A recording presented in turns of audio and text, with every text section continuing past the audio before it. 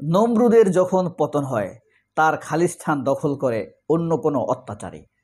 ফেরাউনের যখন পতন হয় সেই স্থান খালিস্তানটি দখল করে নেয় অন্য কোনো বিশ্ব ভিলেন। একইভাবে হাসিনা যখন পালিয়েছে তার স্থানটি কে দখল করে নেবে এখনও মানুষের মধ্যে সেই ভয় বিরাজ করছে। সাইমা ওয়াজেদ পুতুল, টিউলিপ সিদ্দিকীরা যে পালিয়ে গিয়েছে, পতন হয়েছে, তাদের সেই খালি স্থানটি দখল করে নিয়েছে নিশ্চিতভাবে বলা যায় জিয়া পরিবারের কেউ না, ফখরুল পরিবারের ফখরুল কন্যা, প্রিন্স অফ ফখরুল, মির্জা ফখরুলের মেয়ে সামারুহ মির্জা। আপনারা জানেন সামারুহ মির্জা অস্থিরতা থেকে হিংসায় বশবর্তী হয়ে শেহরিন মোনামির বিরুদ্ধে একটি ফেসবুক স্ট্যাটাস দিয়েছিল। এরপরে বাংলাদেশের জেনজি জেনারেশন, তরুণ প্রজন্ম, কিশোর প্রজন্ম এটার তীব্র প্রতিক্রিয়া জানিয়েছে। এরপরে মির্জা ফখরুলের মেয়ে এই হুমকিটি দেয় সাধারণ মানুষকে। এই জিনিসটি প্রথমে মনে করা হয়েছিল কাকতালীয়, এখন দেখা যাচ্ছে এটি সম্পূর্ণ পরিকল্পিত। এই শেহরিন মোনামিকে লক্ষ্য করেই ফাহাম আব্দুস সালাম ঢাকা ইউনিভার্সিটি ভালো ইউনিভার্সিটি না এমন একটি ফেসবুক স্ট্যাটাস দেয়, কারণ এখানে শিবির আছে। এরপরেই স্ট্যাটাস দেয় মির্জা ফখরুলের মেয়ে প্রিন্স অফ ফখরুল এই সামারুহ মির্জা। এরপরেই দেয় এনটিভির তথাকথিত সাংবাদিকতার মুখোশধারী এক ধর্ষক, নারী লোভী, চরিত্রহীন সাংবাদিক। সেই সাংবাদিকের চেহারাটা আগে একটু দেখা দরকার।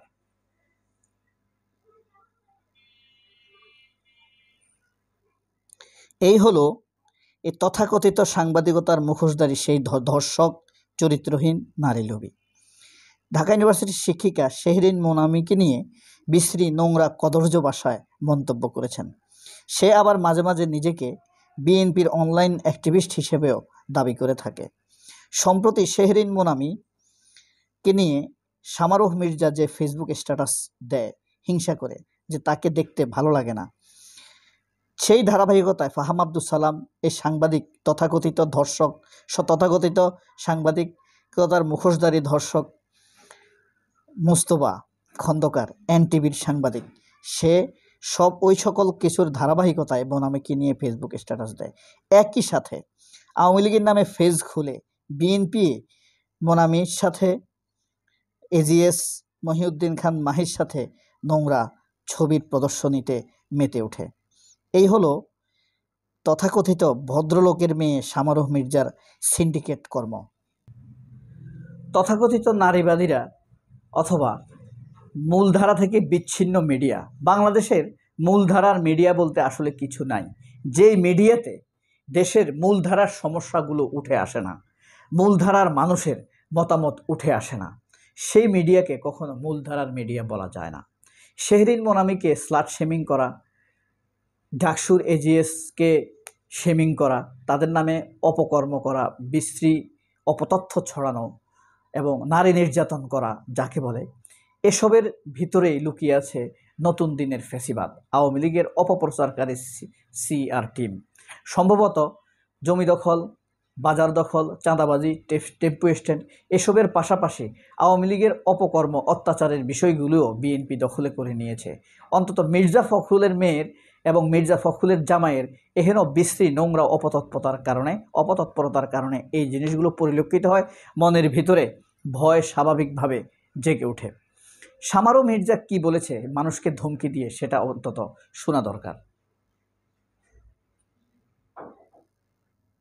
এই যে দেখেন সামারুহ মির্জা, তার ফেসবুক পেজ দেখে নেন, তিনি কিভাবে ধমক দিয়েছেন সেটি দেখেন। কোনো পেজ, কোন আউটলেট কিংবা কোনো ব্যক্তি আমার বক্তব্য বুঝতে না পারার অক্ষমতা থেকে কিংবা শয়তানি বুদ্ধি থেকে আমার কথা বিকৃত করে ফটোকার্ড কিংবা স্ট্যাটাস দিলে তা নোট করে রাখা হচ্ছে, যথাযথ সময়ে আইনানুগ ব্যবস্থা নেওয়া হবে। অর্থাৎ তিনি যে ক্ষমতার মারাত্মক ভুগছেন, দাপটে ভুগছেন, সেটি স্পষ্ট করে বোঝাই যাচ্ছে। এই যে দেখেন মোনামিকে নিয়ে যেই নোংরা ছবি ছড়ানো হয়েছে সেটি। বাংলাদেশের তথাকথিত ফখরুলপন্থী হিন্দুত্ববাদী নারীবাদীরা এ বিষয়ে এখন পর্যন্ত আশ্চর্যজনকভাবে কোনো প্রতিবাদ জানায়নি। কিন্তু সকল মানুষ তো বিবেকহীন নয়, বাংলাদেশে বিবেকবান মানুষের সংখ্যাই বেশি। যেমন কায়কাউস নামের এই আমাদের একজন অ্যাক্টিভিস্ট, তিনি এটার প্রতিবাদ জানিয়েছেন রম্যভাবে, হাস্যকরভাবে। তিনি বলেছেন, এখন করণীয় কি? জামাই বউ যেদিকে ইঙ্গিত করতেছে আর অনলাইনের হাওয়া যে ভবনের দিকে যাইতেছে, তাতে তো মনে হচ্ছে সামনে সমূহ বিপদ। দখলবাজরা মনে হয় শুধুমাত্র টেম্পু স্ট্যান্ড হাসিনার আমলে সিআইআরও দখল করে নিয়েছে।